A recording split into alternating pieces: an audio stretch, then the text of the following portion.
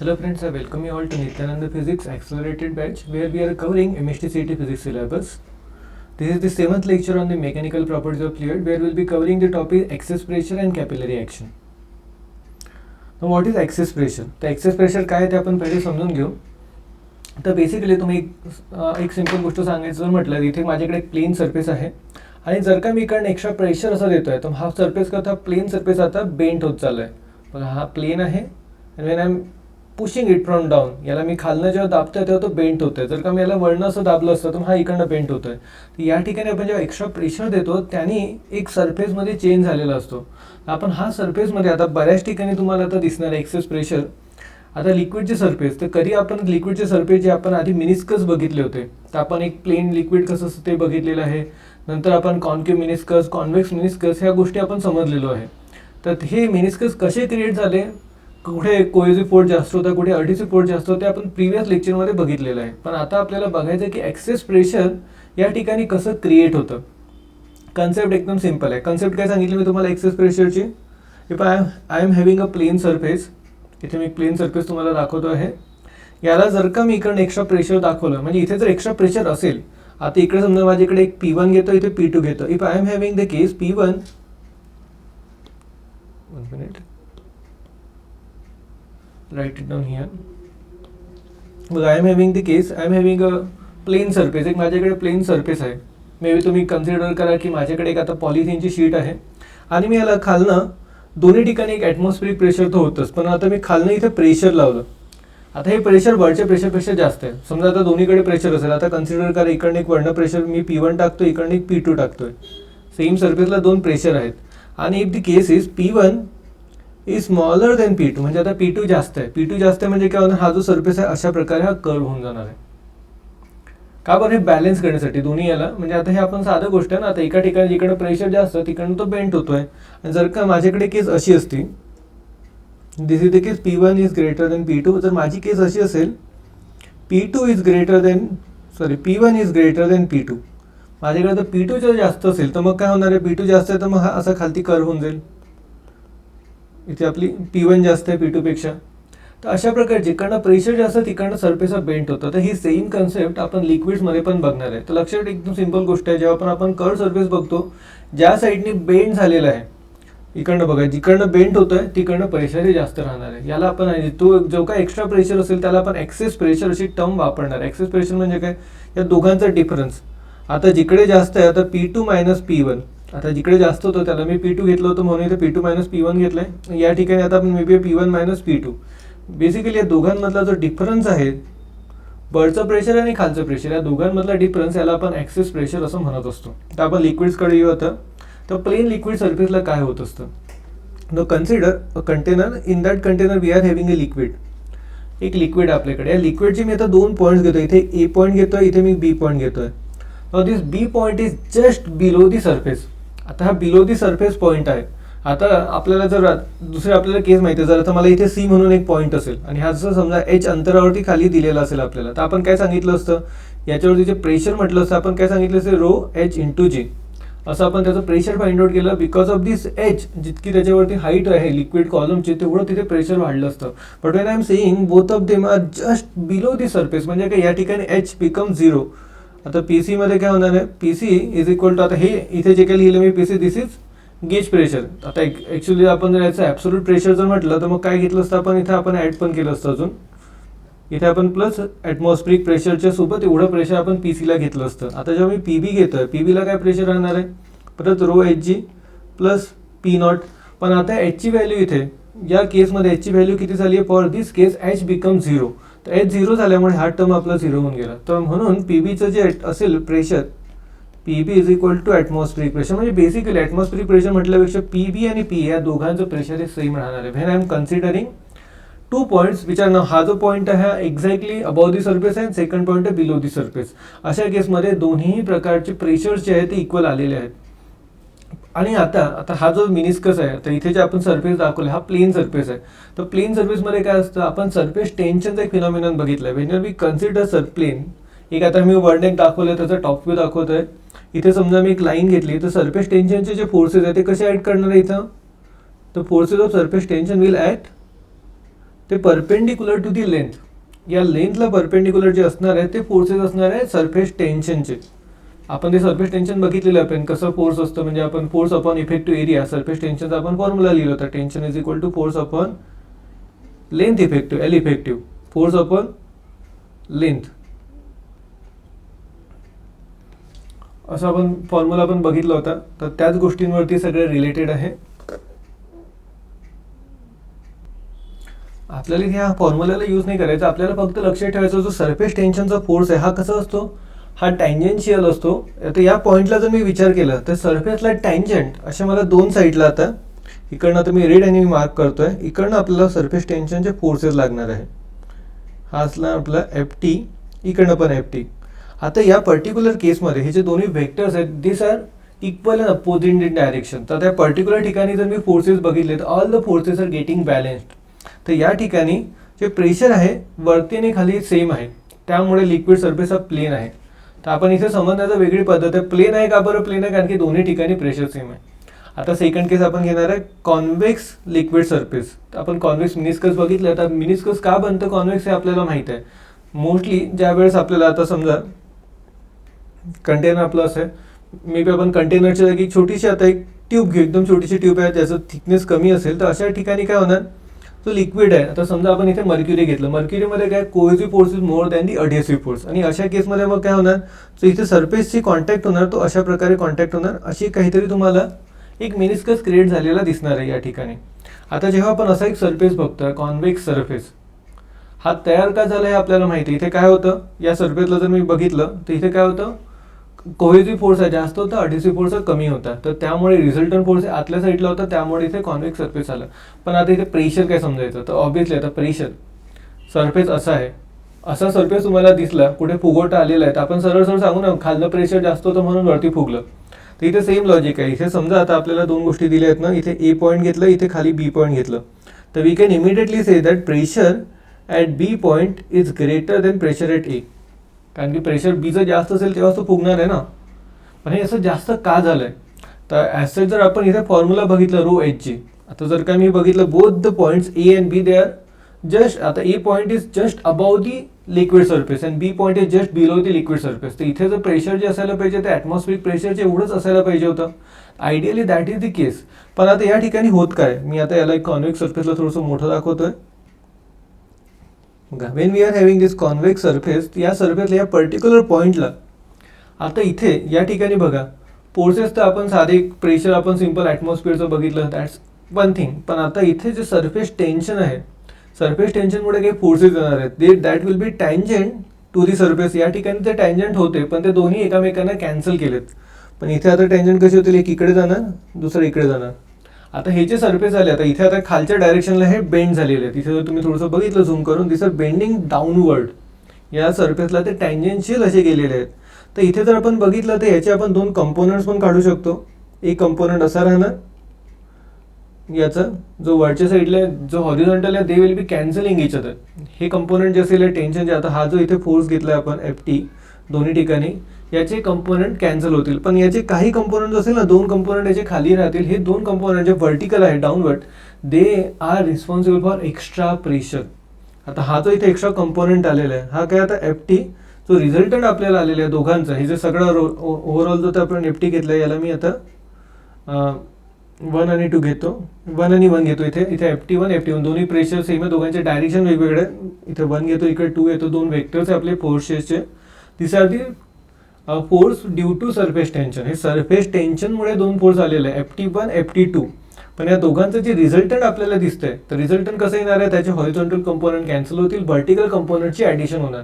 आता हे vertical components they are having some value, आणि ही जी व्हॅल्यू आहे that is causing extra pressure. आणि या एक्स्ट्रा प्रेशरमुळे आपल्याला इथे कॉन्व्हेक्स सरफेस हा क्रिएट झालेला दिसत आहे.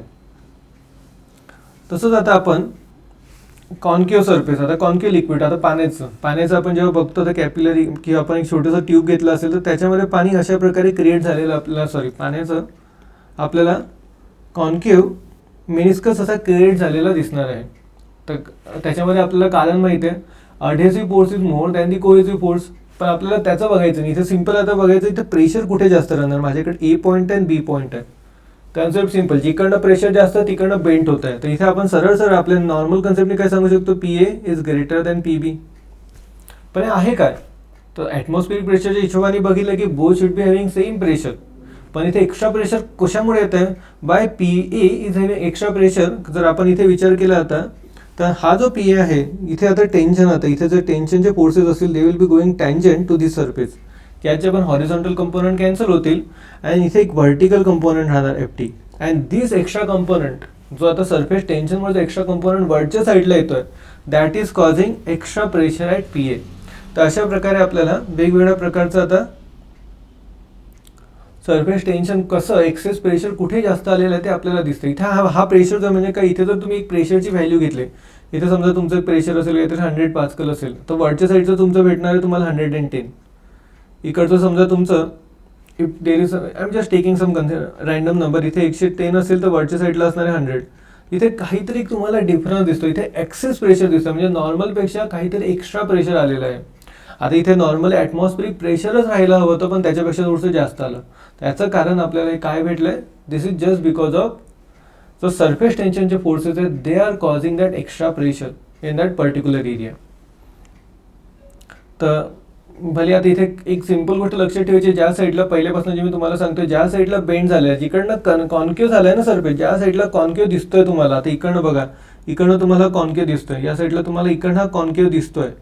तर ज्या साईडला तुम्ही असं म्हणजे फोर्स लावताय तर that place will be having more pressure. इतकं सिंपल आपण याला लक्षात ठेवायचं आहे. बाकी एक्सप्लेनेशन वगैरे I assume that you all are reading book. तर पुस्तकामध्ये तुम्हाला छानपैकी ते एक्सप्लेनेशन पण दिलं आहे. तर हे आपण एक सिंपल अंडरस्टँडिंग इथे दिलेली आहे. तर आता excess pressure inside drop and bubble. तर पुस्तकामध्ये आता त्याच्यामध्ये लिहिलं आहे की explanation of formation of drop and bubble. तर ऑब्विसली ते एक्सप्लेनेशन जे आहे तर सेम आपण एक्सेस प्रेशर असल्यामुळे तिथे ड्रॉपचं क्रिएशन झालेलं ते आपल्याला कळतं. तिथे एक्सेस प्रेशर काय असेल ते आपल्याला बघायचं. What is excess pressure inside drop. आता ड्रॉप म्हटले की कोणतं, आपण एक पाण्याचा ड्रॉप घेऊ शकतो किंवा एअर ड्रॉप. एअर ड्रॉप म्हणजे काय असतं, आता दोघांचं एक बघा, आता दोघांचं डेरिव्हेशन हे सेम येणार आहे. वॉटर ड्रॉप म्हणजे काय असतं, आता वॉटर ड्रॉप म्हणजे आपलं एक पाण्याचा ड्रॉप घेतलेला, हा पूर्णपणे this drop will be completely filled with water. हा जो आहे ना, हा पूर्णसा फिल्ड असेल पाण्याने, हा वॉटर ड्रॉप झालाय. एअर ड्रॉप जेव्हा आपण घेतो तेव्हा काय, आपल्याकडे समजा एक कंटेनर आहे, इनसाइड देअर इज लिक्विड. त्या लिक्विडमध्ये आता त्या वॉटर किंवा काही घ्या तुम्ही, तिथे आता लिक्विडमध्ये आता एक तुम्हाला एक छोटासा ड्रॉप आलेला आहे. तर याला आपण म्हणतो एअर ड्रॉप. तर एअर ड्रॉप आणि वॉटर ड्रॉप दोघांचा सरफेस जो आहे ना बाहेरचा, तर दोघांचा जो सरफेस आहे तो किती राहणार आहे या ठिकाणी, 4πr². याचा 4πr² राहणार, याचा पण राहणार आहे सरफेस 4πr². तर आता आपल्याला ही गोष्ट आपल्याला डेरिव्हेशनला लागणार आहे. आपल्याला प्रेशर जेव्हा आपण फाइंड आउट करतो excess pressure, that time will need this area. तर ड्रॉप कसला, आता हा झाला वॉटर ड्रॉप और लिक्विड ड्रॉप, आणि किंवा याला आपण म्हणतो एअर ड्रॉप. दोघांचे आपल्याला सेम डेरिव्हेशन येणार. बबलचं डेरिव्हेशन थोडंसं वेगळं असेल, मी ते तुम्हाला सांगणारच आहे थोड्या वेळाने. तर आता लेटस कन्सिडर आता पहिले काय एक्सेस प्रेशर काय राहणार. आता आपण जेव्हा ड्रॉप घेतोय, वी आर हॅव्हिंग ड्रॉप, आपल्याकडे ड्रॉप आहे इथे,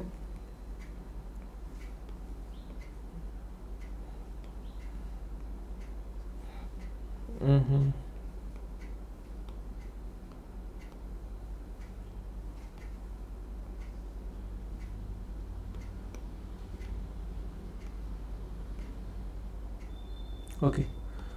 if we are having a drop, एक आपल्याकडे एक स्पेरिकल ड्रॉप आहे. तर ड्रॉप आता जसं तुम्ही म्हटलं कर्व्ड सरफेस, आता माझ्याकडे समजा इथे मी एक नंबर घेतो, इथे पी आय आणि इथे पी ओ.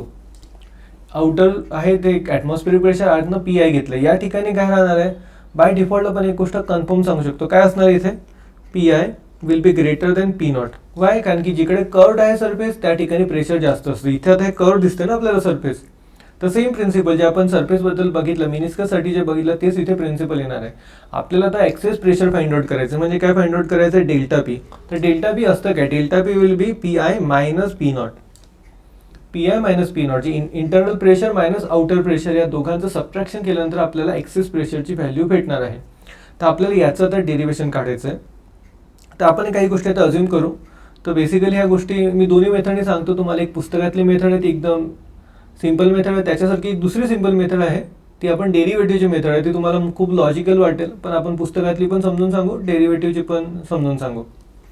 तर या ठिकाणी let us consider we are having this drop. आपला हा ड्रॉप आहे इथे, आणि या ड्रॉपला आपण आता बिकॉज ऑफ एक्सेस प्रेशर, आता या ठिकाणी बरं एक मी ड्रॉप नवीनच काढतो इथे.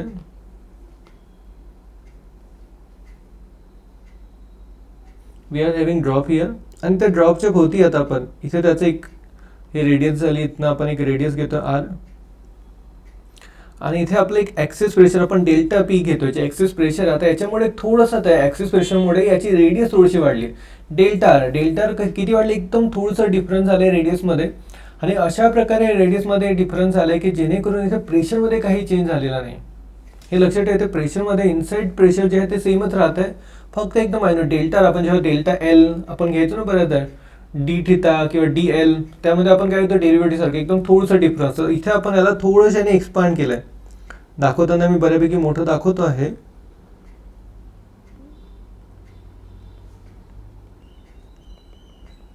तर या ठिकाणी याची जी रेडियस आहे ती आपण कितीने वाढवली इथे, ही मे बी आपण आता डेल्टा आर एवढी, आता एक्सेस प्रेशरमुळे ही जी रेडियस आहे आर पासून डेल्टा आर पर्यंत वाढलेली आहे. तर आता जेव्हा याची रेडियस अशी वाढते, तर यामध्ये काहीतरी चेंजेस एरियामध्ये झालेले आहेत. तर पहिल्याच आपण एरिया फाइंड आउट करू. तर आपला याचा जो पहिला जो एरिया होता E1 इज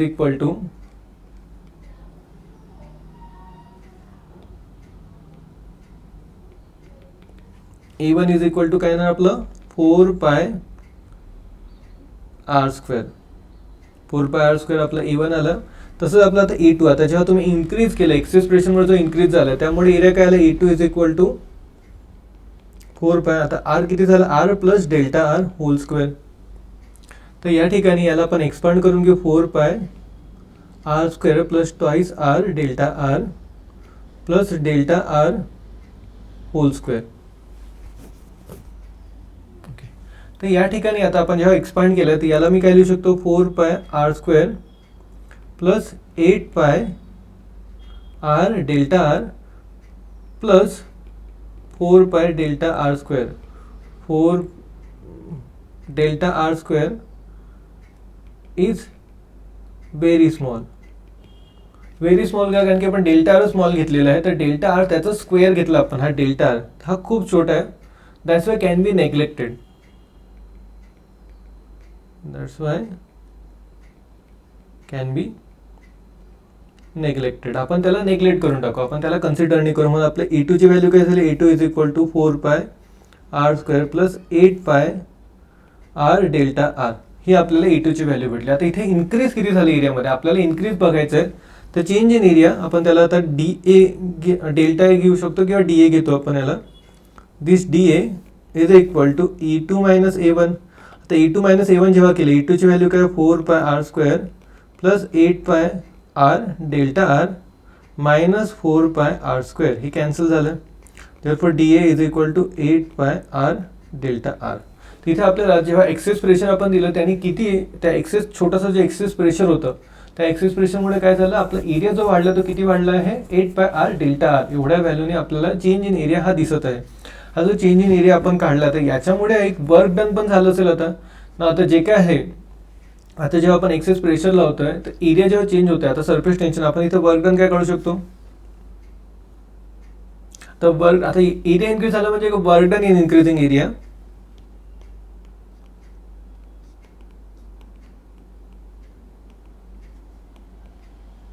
काय होणार आहे, आता मी याला डेल्टा DW लिहितोय is equal to T into delta A. Surface tension जे होतं ते आहेच, आणि सोबत त्याच्यावर किती एरिया चेंज झालं त्याने आपण त्याला फाइंड आउट करू शकतो. त्याची व्हॅल्यू काय ना DW is equal to T in bracket 8 pi R delta R. Now this is the work done. हे आपण वर्क डन काढलं. आपल्या नॉर्मल जे सरफेस टेन्शनची मेथड होती त्याने आपण वर्क डन हे फाइंड आउट केलं आहे. आता आपण वर्क डन थोडीशा दुसऱ्या मेथडने फाइंड आउट करू. दुसरी मेथड म्हणजे काय, आता या ठिकाणी डेल्टा आर, इथे एक तुम्ही फोर्स लावलाय, एक एक्सेस प्रेशर म्हणजे काय, आतने एक फोर्स लावला त्याने डेल्टा आर एवढं त्याचा डिस्प्लेसमेंट वाढली. आता बबलची डिस्प्लेसमेंट ही डेल्टा आरनी वाढलेली आहे. कशामुळे वाढली, एक्सेस प्रेशरमुळे. एक्सेस प्रेशरमुळे तुमचं हे वाढलं. तर आता मी दुसऱ्या याने सांगतो सेम थिंग. याला मी इक्वेशन नंबर 1 टाकून देतोय. तर वर्क डन दुसऱ्या याच्यात लिहितो मी, work done DW can be return as force into displacement delta R. एक फोर्स लागला तिथे सरफेसला, हा जो सरफेस होता याला एक आपण फोर्स लावला, इथे एफ फोर्स लागला, त्या एफ फोर्समुळे त्याचं एरिया जो होता सॉरी त्यामुळे त्याची डिस्प्लेसमेंट झाली. आता जी बबल होती थोडंसं वाढलं, कितीने वाढलं, डेल्टा आरने. हा फोर्स किती राहणार आहे, this force will be then, हा फोर्स कशामुळे, एक्सेस प्रेशरमुळे फोर्स क्रिएट झालाय. तर आपल्याला नाही माहिती pressure is equal to force upon area. काय म्हटलं मी, pressure is equal to force upon area. तर मग आपण काय म्हणू शकतो, force is equal to pressure into area. तर याला मी काय लिहिणार, आता D W can be written as force in, बघा इकडे मी साईडला लिहून ठेवतोय, pressure is equal to force upon area. तर इथे काय होणार, force is equal to area into pressure. आता हा प्रेशर काय, हा एक्सेस प्रेशर आहे, मी डेल्टा पी वापरत चाललोय स्टार्टिंगपासून. तर मी इथे काय लिहिणार, area into delta P into delta R. अशा प्रकारे आपल्याला इथे काय झालेलं आहे, किती एरियावरती आपण लावलेला प्रेशर पूर्ण, आता जो आतला एरिया आहे. आता एरिया कोणता घेतला, 4πr². हा 4πr² काय ते समजून घ्या, कारण की हा गोष्ट, आता हा जो एरिया हा बबलसाठी पण आणि इव्हन जेव्हा आपण ड्रॉप घेतोय तेव्हा पण सेम राहणार आहे. हा एरिया कोणता, आपण जेव्हा आतनं प्रेशर देतोय आपण, त्यामुळे access pressure is from inside. Pressure आपण दोन जरी दाखवले असतील, आपण दोन प्रेशर दाखवतो, पी आय आणि P not, internal pressure, outer pressure. पण जो काय प्रेशर जो काय चेंज होत आहे that is happening because of extra pressure. तो एक्स्ट्रा प्रेशर म्हणजे काय, एक्सेस प्रेशर, या दोघांचं सबट्रॅक्शन आहे. हा कोणत्या डायरेक्शनला, that is actually going outward. या सरफेसला जो ऍक्ट करतोय, हा सगळ्या ठिकाणी आम्ही एक इथे दाखवला तुम्हाला, हा दाखवताना मी इथे दाखवला, पण this is acting in all the direction. कुठे लागतं, पूर्ण सरफेसला. जे काय आता इंटरनली जर मी बघितलं, तर याचा आतला सरफेस जर बघितला ना, ड्रॉपचा जो सरफेस आहे तो किती, आता 4πr².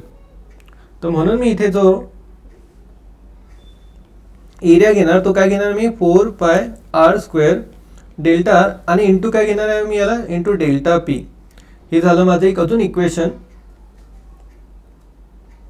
This is the equation for excess work done in the another form, one force into डिस्प्लेसमेंटच्या फॉर्म मध्ये याला लिहिलं आहे.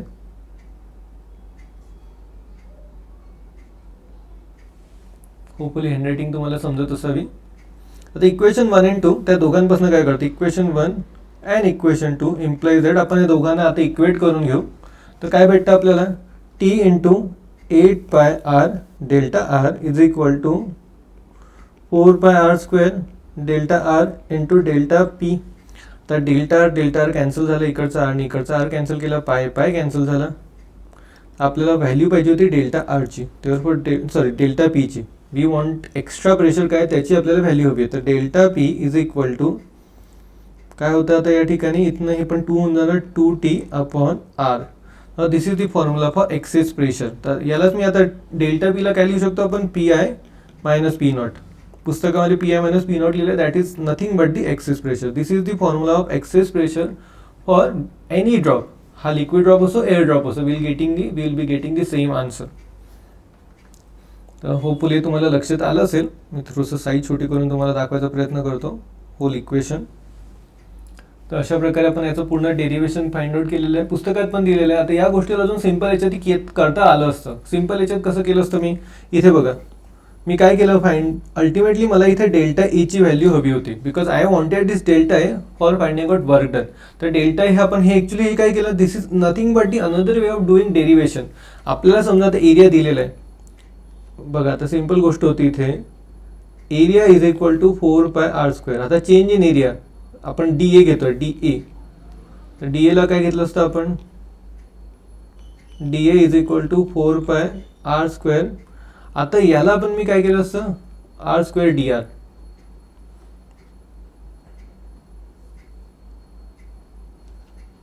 आता या ठिकाणी याचं जे मी डेरिव्हेटिव्ह काढतोय, तर डेरिव्हेटिव्ह याचं काय असणार आहे, दिस डेरिव्हेटिव्ह विल बी, आता इथे 4π म्हटल्यापेक्षा याला मी सरळ आपल्या याचा सरळ आता याचा मी डेरिव्हेटिव्ह जर काढला, if I differentiate this thing, याला जर मी डिफरन्शिएट केलं काय आन्सर येणार, delta A is equal to, याला डिफरन्शिएट केलं की 8πr dr. ही माझी व्हॅल्यू आली असते. याला मी डिफरन्शिएट केलं, if I differentiate this about term, तर मला डायरेक्टली आन्सर इथे भेटतं. म्हणजे याला मी एरियाला with respect to R differentiate केलं, म्हणजे DA/dr जर केलं असतं तर मला आन्सर काय भेटलं असतं. मतलब दुसऱ्या भाषेत सांगतो तुम्हाला, ए 4πr². याला मी डिफरन्शिएट केलं म्हणजे काय, DA/dr is equal to 4πr² ला आपण याचं डेरिव्हेटिव्ह काढलं की काय येणार, 4π × 2r असं आलं असतं. म्हणजे आपण काय लिहिलं असतं, D A is equal to 4 pi 4च्या जागी 8 झालं असतं आपलं इथे 8 पाय आर डी आर. तर बेसिकली या दोन्ही व्हॅल्यू सेमच आहे. तर तुम्ही डायरेक्टली डेरिव्हेटिव्ह काढला असता याचा तरी पण चाललं असतं, नाही तर अशा मेथडनी केलं तरी पण चालेल. अल्टिमेटली काय आपण जेव्हा सीईटीचं प्रिपरेशन करतो that time we just need this formula. आपल्याला हा फॉर्म्युला फार महत्त्वाचा आहे. Delta P is equal to 2T upon R. Excess pressure is equal to 2T upon R. हा जो आपला एक फॉर्म्युला झाला that is for this is for drops. हा ड्रॉपसाठी येणार. आता आपला सेकंड येणार होता सेम कन्सेप्ट आपल्याला बघायची बबलसाठी.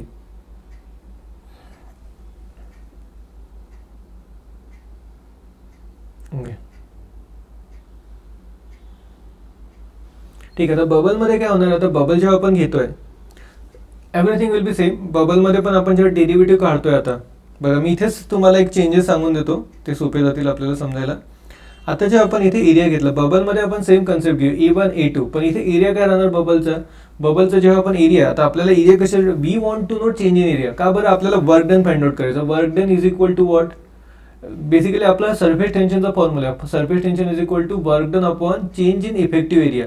तर इफेक्टिव्ह एरियामध्ये चेंज किती झालं ते आपल्याला फाइंड आउट करायचं आहे. आपल्याला डेल्टा एची व्हॅल्यू फाइंड आउट करायची आहे. तर इथे सरफेसमध्ये चेंज कसं होणार आहे, when we are having drops, ड्रॉपमध्ये एकच सरफेस राहतो. एक तर आउटर सरफेस जेव्हा आपण वॉटर ड्रॉप घेतोय किंवा लिक्विड ड्रॉप घेतोय, जेव्हा आपण एअर ड्रॉप घेतोय तेव्हा इंटरनल सरफेस घेतोय. But now when we are considering bubble, तर bubble is having two surfaces, inside and outside. तर त्या केसमध्ये आपला एरिया काय बनणार आहे, in that case area will be, bubble जेव्हा आपण घेतो तर एरिया काय बनेल, area is equal to then 8 pi R square.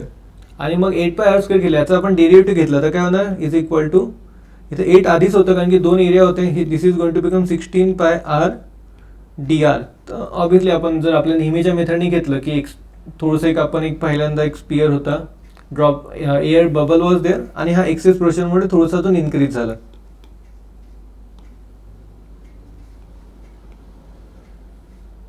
आणि आपण इन्क्रीज केलं जसं आपण आधी जर सांगितलं ना, अशा प्रकारे पण याला जर आपण लिहत असू तर आपण काय म्हणणार, पहिलेचं रेडियस आर होती, नंतर जी चेंज झाली ती डी आर झालेली आहे. डी आर किंवा डेल्टा आर, आपण डेल्टा आर म्हटलं होतं, डेल्टा आर झाली. तर या ठिकाणी पण आपण पहिल्यांदा काय करणार, पहिला एरिया घेणार E1 is equal to 8 pi R square, E2 is equal to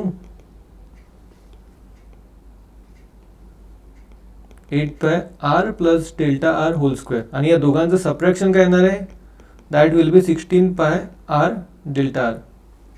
सबट्रॅक्शनमध्ये आपण परत आता डेल्टा आर स्क्वेअरला आपण नेग्लेक्ट करून टाकू, मी डायरेक्ट स्टेप सांगितली आहे. तर या ठिकाणी आपल्याला इक्वेशन एवढं चेंज झालं. इथे आपली काय व्हॅल्यू होती, डी एची व्हॅल्यू इथे जी आली आहे, here D A is equal to 16 pi R delta R. या ठिकाणी डी एची व्हॅल्यू आपली आधी काय व्हॅल्यू होती 8 पाय आर डेल्टा आर. आता दोन्ही ठिकाणी काय होणार आहे, आता हा जो प्रेशर आहे this part is going to remain same. Work done is equal to force into delta R. आता इथे पण वर्क डन, इथे आता तुम्ही म्हणाल हा जो मी इथे एरिया घेतलाय हा एरिया मी आता पण 4 पाय आर स्क्वेअर घ्यायचा की 8 पाय आर स्क्वेअर घ्यायचा. Now in this case we have to take it 4 pi R square, कारण की बबलला जो एक्सपांड होता, जो प्रेशर लागतं, extra pressure is acting only on one surface. आता बबलला आतनं एक्सटेंड होण्यासाठी फक्त आतनं जो प्रेशर येतोय, तर मग second equation will be the same. हा जो इक्वेशन हा सेम राहणार, फक्त आपला हा इक्वेशन आता एक वेगळा आलेला आहे. तर आपण या दोघांना ते इक्वेट करू. हा इक्वेशन नंबर 3 समजा, this we are writing at equation number 3 from equation number 2 and 3. आपण काय लिहू शकतो आता 2 and 3 पण आपल्याला डायरेक्ट नको, याच्यावरून आपण पहिल्यांदा वर्क डन फाइंड आउट करून घेऊ. त्याला आपण एक इक्वेशन, नवीन इक्वेशन देऊ. Work done is equal to काय घेणार आपण, tension into surface tension into change in area. Therefore work done is equal to 16 pi R delta R into T. हे माझं झालं इक्वेशन नंबर 3. आणि आपण पहिलेच काय वर्क डनचं इक्वेशन घेतलं होतं, इक्वेशन नंबर 2 वरनं आपण काय बघितलं होतं, इक्वेशन 2 काय सांगते आपल्याला, work done is equal to, हे इक्वेशन नंबर 2 आपण इथे लिहिलेलं आहे, 4 pi R square delta R into delta P. 4 pi R square delta R into delta P, हे आपलं इक्वेशन नंबर 2 होतं. तर आपण या दोघांना जर आता इक्वेट केलं, दिस इज फॉर बबल.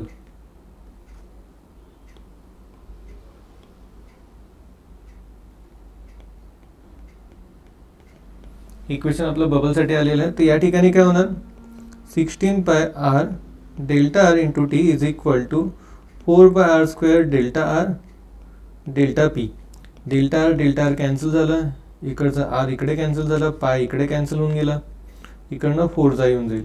तर मग काय होणार, टेन्शन और we can write delta P. आपल्याला डेल्टा पीची व्हॅल्यू फाइंड आउट करायची आहे. Delta P excess pressure is equal to 4T upon R. तर this is the second derivation, this is the excess pressure for bubble.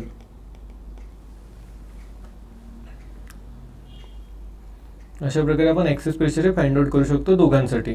For bubble, this is for bubble and the drop, दोघांचं आपण equation find out करूया. बबलचं जेव्हा असेल तेव्हा काय येते answer, delta P change in excess pressure is equal to 4T upon R, आणि इकडे येत आहे 2T अपॉन आर. ओके, आता एक्सेस प्रेशरची सेम कन्सेप्ट आपल्याला पुढे वापरायची आता कॅपिलरी ॲक्शन ही समजण्यासाठी. आता कॅपिलरी ॲक्शन आहे काय,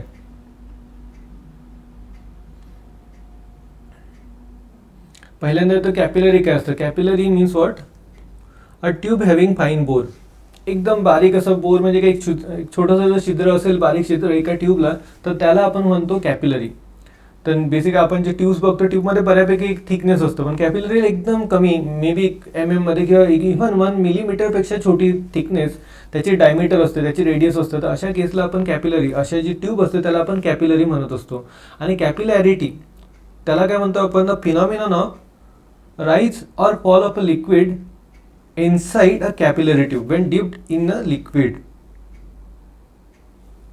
ठीक आहे, म्हणजे काय असतं, आता कॅपिलरीला जेव्हा तुम्ही लिक्विडमध्ये टाकता तर एक तर तो लिक्विड वरती येणार आहे किंवा खाली जाणार आहे, त्याला आपण कॅपिलॅरिटी असं म्हणत असतो. तर हा फिनॉमिना आपण बघतो कुठे, तर तुम्ही बघितलं असेल झाडांना पाणी कसं जातं, तर झाडांकडे तर पाण्याची मोटर नाही आहे, but no they are having small capillaries. तर त्याच्यामध्ये जो सॅप जो असतो पाणी जे असतं ते पाणी मग त्यांनी वरती चढायला लागतं. तर इव्हन आपण साधे कपडे, आता आपण समजा जमिनीवरती पाणी पडलं असेल तर आपण तिथे काय करतो, आपला कपडा घेतो तिथे टाकतो, त्या कपड्यामध्ये एक अशा प्रकारे एक मेशेज असतात, तिथे पण छोटे छोटे कॅपिलरीचे छोटे छोटे छिद्र असतात. Now this small holes they are also acting as capillary. त्यामुळे मग पाणी जे ते सोक होऊन जातं, पाणी ओढल्या जातात. हे पण कॅपिलरीचं झालं ॲक्शन. आता इव्हन आता बोर्ड मार्कर आपण जो वापरतो तर त्यामध्ये पण काय असतं, इंक जे असतं, इव्हन पेन जरी घेतला आपण, पेनमध्ये आता शाईचा पेन जर तुमच्याकडे फाउंटन पेन जर बघितलं असेल, त्याच्यामध्ये एकदम बारीक अशी छोटीशी कॅपिलरी असते, एक छोटीशी एक तुम्हाला लाईन असते आलेली, त्याच्यातनं जो इंक असते ती वरती ओढल्या जाते. तर ती दिस इज ॲक्च्युली कॅपिलरी ॲक्शन, ज्या ठिकाणी ओढल्या जाते. तर मॅक्झिमम आपण हे ओढण्याच्याच गोष्टी बघितल्या, कशी कॅपिलरी राईज होते. कॅपिलरी फॉलच्या पण केसेस आपण बघणार आहे. तर याला आपण कॅपिलॅरिटी म्हणतो. जेव्हा लिक्विड एकदा छोट्या फाईन बोरमधनं वर किंवा खाली कॅपिलरी राईज होत आहे किंवा कॅपिलरी फॉल होतं, याला आपण कॅपिलरी ॲक्शन असं म्हणत असतो. आता हा फिनॉमिनन काय होतं, आता इव्हन बऱ्याच ठिकाणी आपण बघितलं. इव्हन अजून एक एक्झाम्पल आठवलं ते म्हणजे आपली दिव्याची बात. दिव्याची बात आपण खाली ऑइल असतं, आपण एक वात लावलेली असते आणि वरती आग चालू असते, आपण एक थोडंसं दिव्याला पेटवलेलं असतं. तर खालनं जो सप्लाय ऑइलचा तो कंटिन्युअसली चालू असतो. तर how that oil is reaching to that fire, because of capillary action. असे बरेच एक्झाम्पल आपल्याला दिसतील डे टू डे लाईफमध्ये, they are happening because of capillary. तर इथे तर आपण कॅपिलरी इथे आपल्याला दिसणार, पण इथे कॅपिलरी स्ट्रक्चर क्रिएट होतं. त्या आता जसं आपण वात बनवले तिथे कॉटन्समध्ये छोटे छोटे गॅप राहते, त्यामुळे ती कॅपिलरी क्रिएट होते. ती मे बी अशी कंटिन्युअस कॅपिलरी दिसणारी नाही तुम्हाला, पण एक झालेली असते. तो सेम फिनॉमिनॉन तिकडे ॲक्ट होतोय. पण आपण स्पेसिफिकली जर कॅपिलरी क्रिएट केली, आपण एक ग्लासचं एक ट्यूब घेतला, त्याच्यामध्ये एकदम बारीक होल ठेवला, तर दॅट बिकम्स कॅपिलरी. आणि त्याच्यामध्ये आपण हे ॲक्शन बघू शकतो, कॅपिलरी राईज किंवा कॅपिलरी फॉल. तर आपण ते आता समजण्याचा प्रयत्न करू. आता पहिला आपण एक प्रिन्सिपल घेतोय कॅपिलरी. हे का आलं आता माहित नाही ते. Okay,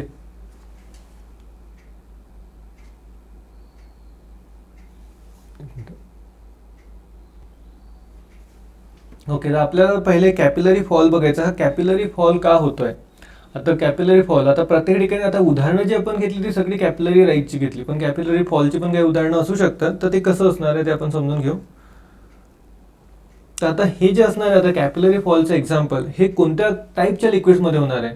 the liquid is those who are having more cohesive force, ज्यांच्यामध्ये कोहेसिव्ह फोर्स हा अडहेसिव्ह फोर्सपेक्षा जास्त आहे. जसं की आपण मर्क्युरी घेतलं होतं, तर mercury is having more cohesive force, त्याचं आतलं जे बाइंडिंग आहेत मॉलिक्युलसोबत ते खूप जास्त आहे. तर त्यामुळे ते नेहमी बाहेर जाण्याचा प्रयत्न करत नाही. त्यामुळे जो मिनिस्कस आहे तो कसा क्रिएट होतोय, that's a meniscus which is convex in nature. आता आपण जर कॅपिलरी बघितली की आपल्याकडे आता एक कंटेनर आहे, याच्यामध्ये आपण एक वेसल घेतलं आहे, त्याच्यामध्ये आपला पूर्ण फ्लुइड भरलेला आहे आणि इथे आपण एक कॅपिलरी घेतली, एकदम छोटीशी बारीक कॅपिलरी आहे.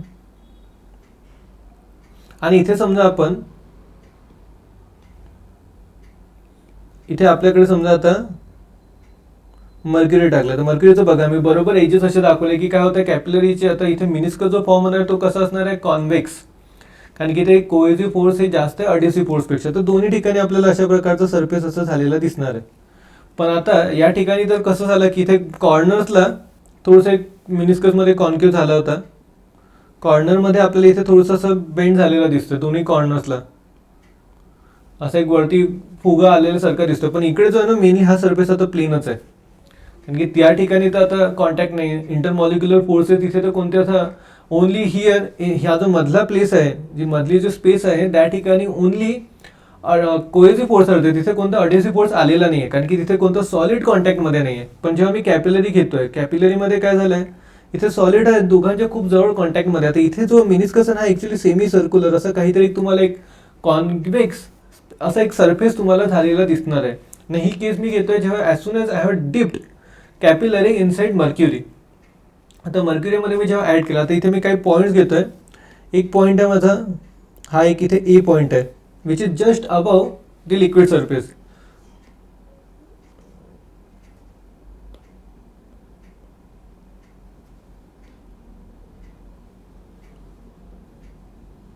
ओके सॉरी,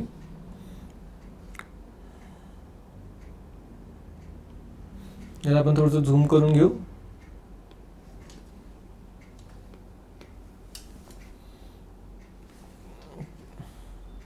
एक मिनटं, टॅबलेट थोडं काय झालं माहीत नाही, हँग झालं वाटतं. ओके, तर या ठिकाणी आता आपण जेव्हा याला इथे बघतोय, हा जो पॉईंट आहे इथे मी ए पॉईंट घेतोय वरच्या साईडला, हिअर इज पॉईंट ए, इथे पॉईंट बी आहे. ए आणि बी असे दोन डॉट्स मी दाखवले आहे. हे ए आणि बी कसे आहेत, दे आर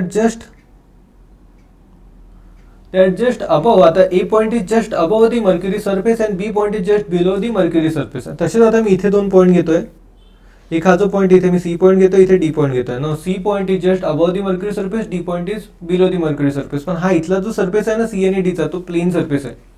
आणि इकडे जो सरफेस आहे हा कसा दिसतोय आपल्याला, हा एक कॉन्व्हेक्स सरफेस आहे. म्हणजे बेसिकली जर तुम्ही मोठ्याने जर झूम करून बघितलं तर तुम्हाला असा काहीतरी सरफेस इकडे क्रिएट झालेला दिसेल. This is B, this is A. आणि एक्सेस प्रेशरच्या प्रिन्सिपलने काय समजतं, जसं हा सरफेस आहे म्हणजे काय इकडनं बी कडे जास्त प्रेशर आहे, तर इथे आपल्याला सरळ सरळ एक गोष्ट कळते. काय कळते आपल्याला, P B is greater than P A. ही गोष्ट साहजिकच आहे, कारण की इथे सरफेस असा कर्व्ड आहे, इथे आपल्याला एक कॉन्व्हेक्स सरफेस हा भेटत आहे. पण आता या ठिकाणी जर आपण बघितलं सी आणि डीच्याकडे, तर सी आणि डीचा सरफेस हा जवळपास प्लेनच आहे. जो कर्व आहे ते एकदम एजेसला आहेत, पण जर सरफेस सी आणि डी जर बघितलं एकदम कर्व्ड आहे. जेव्हा आपण प्लेन सरफेस म्हणतो त्या ठिकाणी काय केस राहणार आहे, हा सी आणि डी असेल तर इथे काय लिहिणार, P C is equal to P D. हे आपलं इथे कळतं आहे, ही तर गोष्ट एकदम साहजिक आहे.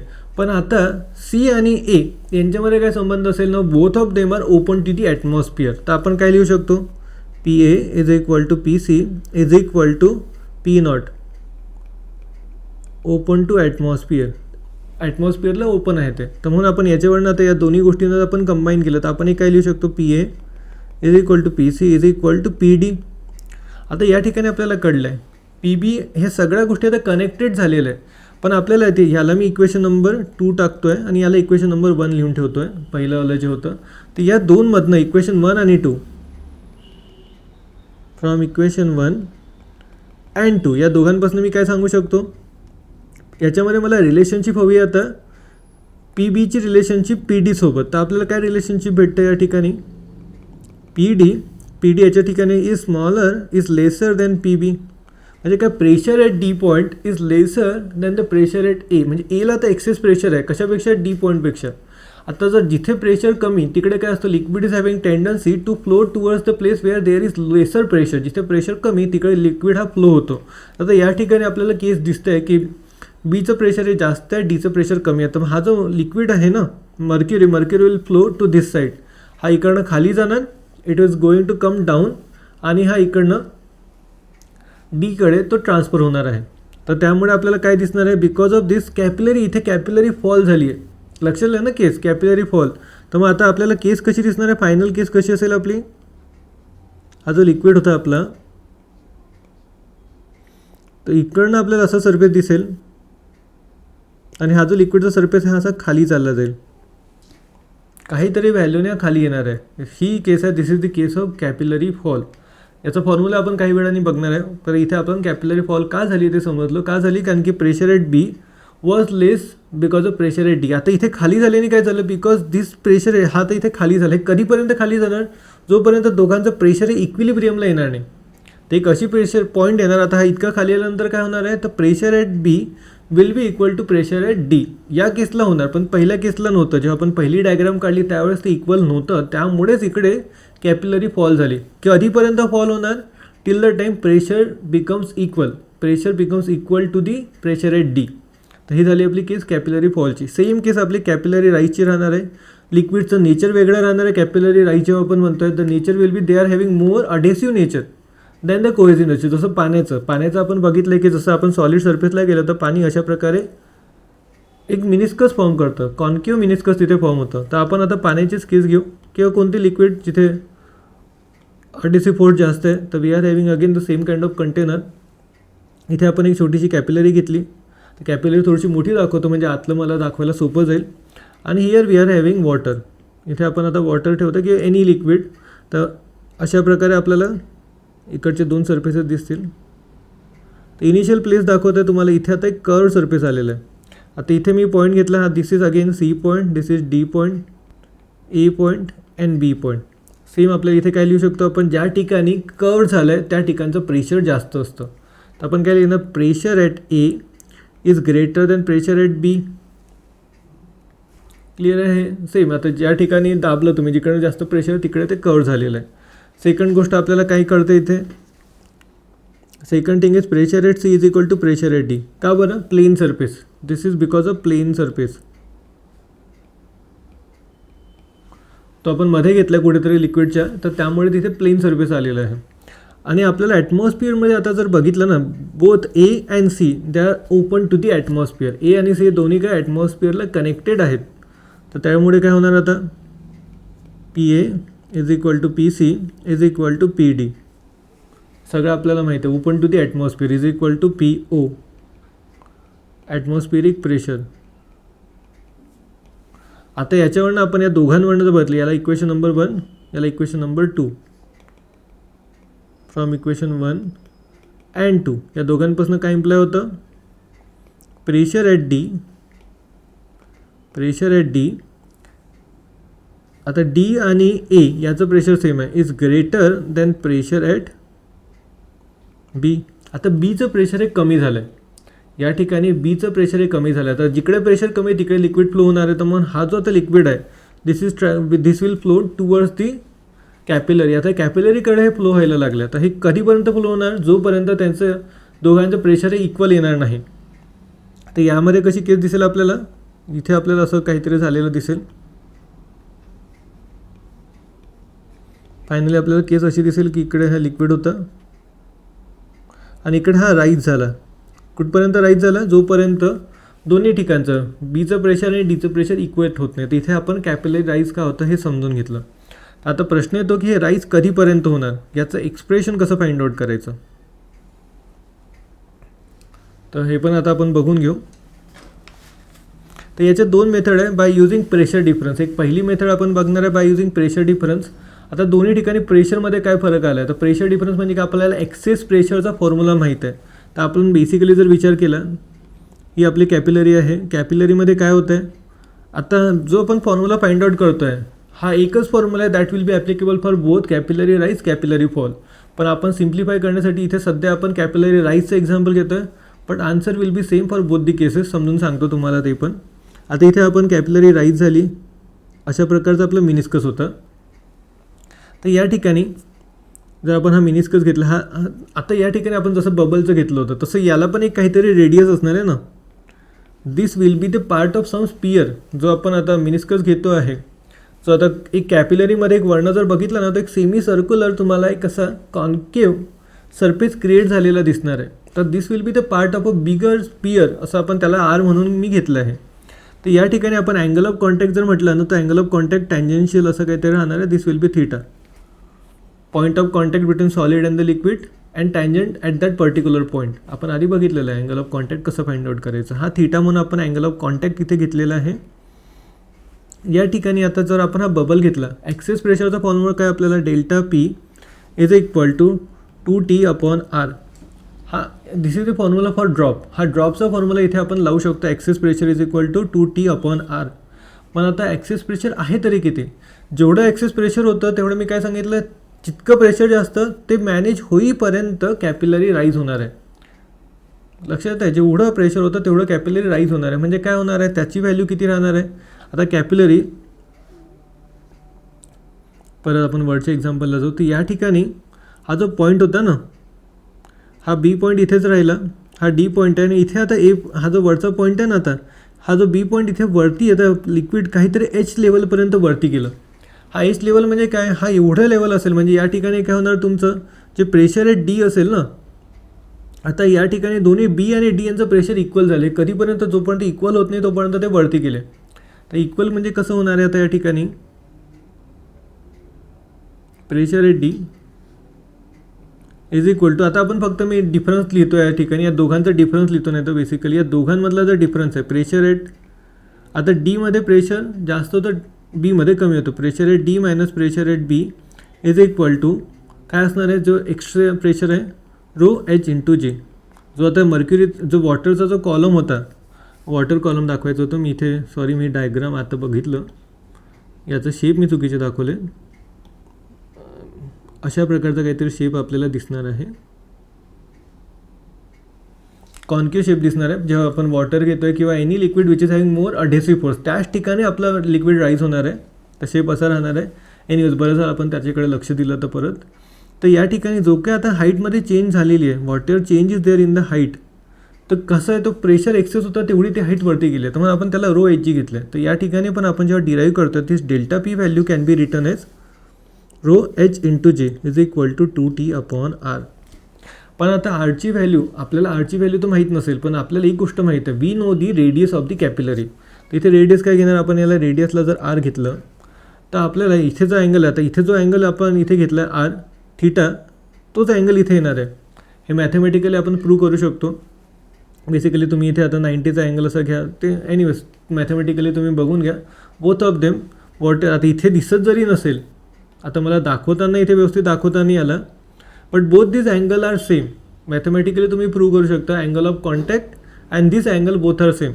आता हा जर अँगल आर असेल, हा जर थीटा घेतला आपण इथे आणि इथे आपण स्मॉल आर घेतलं, तर या ट्रायंगलमध्ये इथे जर आपण परपेंडिक्युलर घेतलं, या ट्रायंगलमध्ये आपल्याला काय दिसू शकतं, या ट्रायंगलमध्ये काय करू शकतो आपण, जर इथे आपण कॉस थीटा घेतलं, cos theta is equal to adjacent upon hypotenuse R.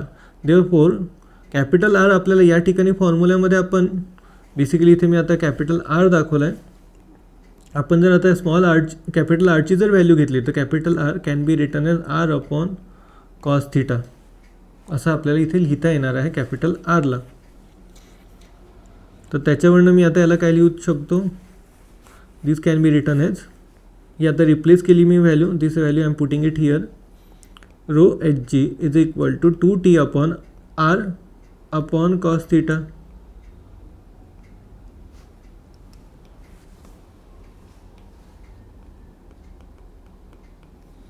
Cos theta वरती चालला जाणार आहे आणि आपल्याला एचची व्हॅल्यूच हवी होती. तर H is equal to 2T cos theta upon R.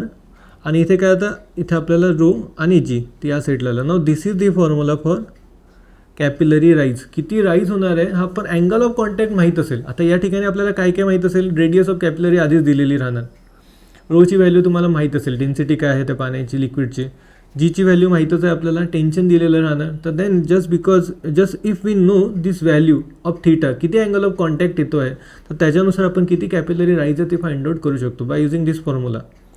आता या ठिकाणी आता कॅपिलरी आता राईजचं कळलं, तर कॅपिलरी फॉल कसं बघणार, इफ थीटा, आता थीटा कसं असणार आहे, आता कॅपिलरी फॉलची केस घ्या, इकडे तुम्हाला साईडला काढून दाखवतो.